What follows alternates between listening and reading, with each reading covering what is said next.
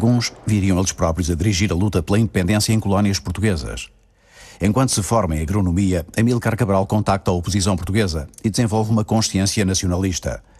Em 1956 cria o PAI, mais tarde PAIGC, Partido Africano para a Independência da Guiné e Cabo Verde. Moçambicano, Eduardo Mondlane frequenta a Universidade em Lisboa, recusa lecionar em Portugal e vai trabalhar para a ONU. Da unificação das forças nacionalistas moçambicanas, o DENAMO, o NAMI e MANU, resulta a Frelimo, de que Mondlane se torna o primeiro presidente. Angolano Mário de Andrade deixa a Universidade de Lisboa em 1955 e estuda Sociologia em Paris. Torna-se presidente do MPLA, movimento formado por grupos nacionalistas como o PLOA, o MINA ou o Partido Comunista. A liderança do MPLA passará depois para Agostinho Neto, médico que também estudara em Portugal. Holden Roberto cresceu e estudou no Congo, trabalhou em Nova Iorque. Antes de liderar a UPA, militou desde 1954 na UPNA, a União dos Povos do Norte de Angola, que pretendia restaurar o Reino do Congo, projeto apoiado por este país e pela Igreja Protestante e rejeitado por Portugal e pela Igreja Católica.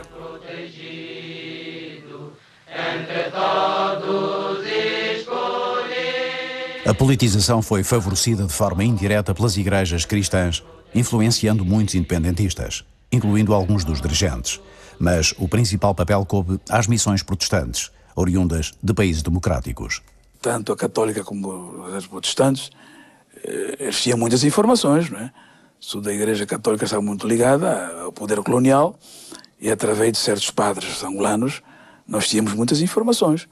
Enquanto na Igreja protestante metodista ensinava-se à vontade e até incutia um pouco da história da Angola, não é? Já na Igreja Católica, por ser a Igreja controlada pelo Estado, omitiam pura e simplesmente qualquer coisa que tivesse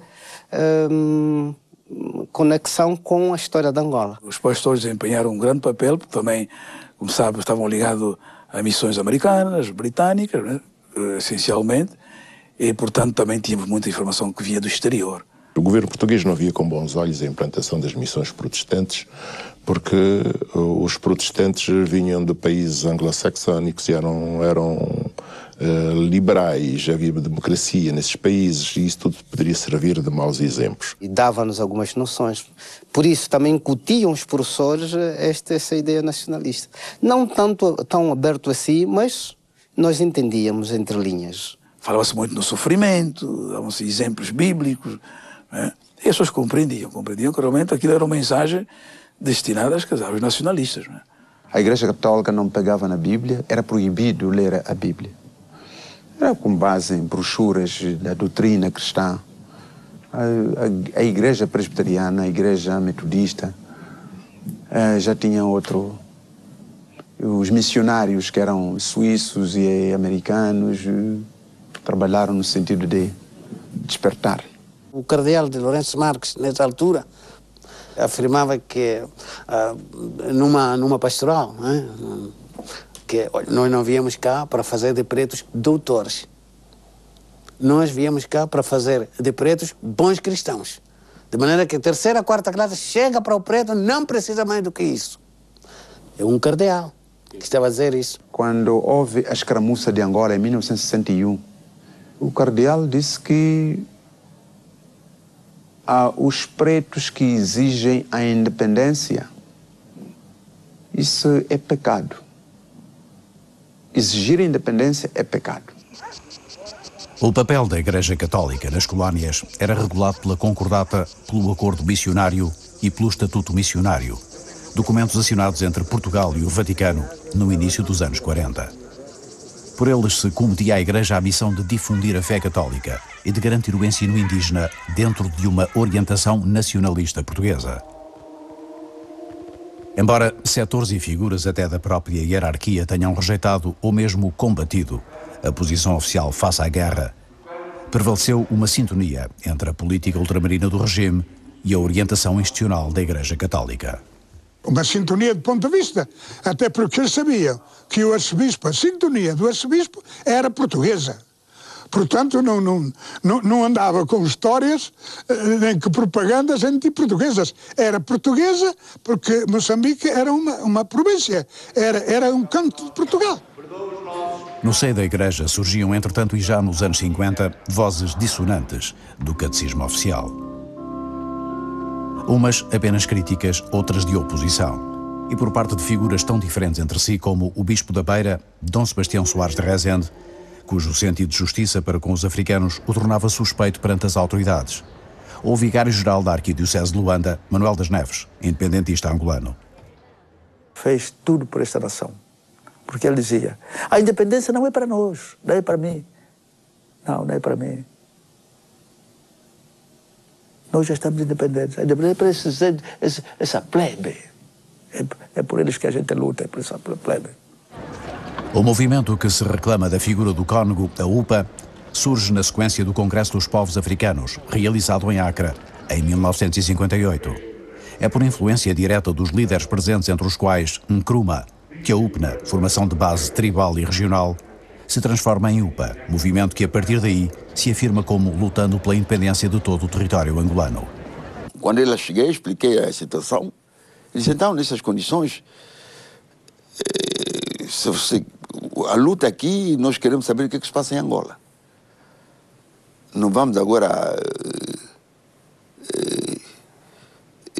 para falar de uma parte, uma coisa regional, dos campeonatos de Angola. E assim que o nome da UPNA transformou-se em União das Populações de Angola. Nós, desde 58, foi um tempo bem fértil, porque quando lançávamos os nossos panfletos, quando enviávamos nossos emissários, que vinham de cá para lá e de lá para cá, encontravam as populações prontas a contribuir. 2.500 cada pessoa. Este dinheiro vai no Congo Democrática. Recebemos um delegado que vinha do Congo chamado Choroquim Piololo, com panfleto da UPA. Além dos que iam a pé daqui de Luanda para o Congo, ainda aproveitávamos os marítimos, as companhias belgas, que atracavam o Lubito.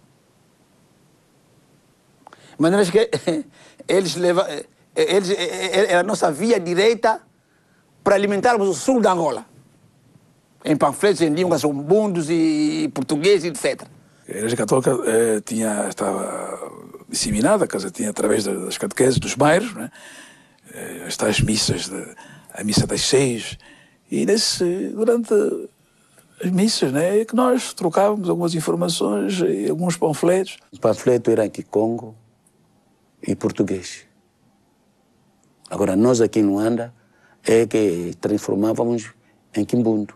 Não se entregava nas mãos. Nós tínhamos elementos ligados, como, por exemplo, criados também, que trabalhavam em casas de brancos, não é? Pessoas ligadas ao caso. Portanto, chegava e enfiava-se debaixo das portas.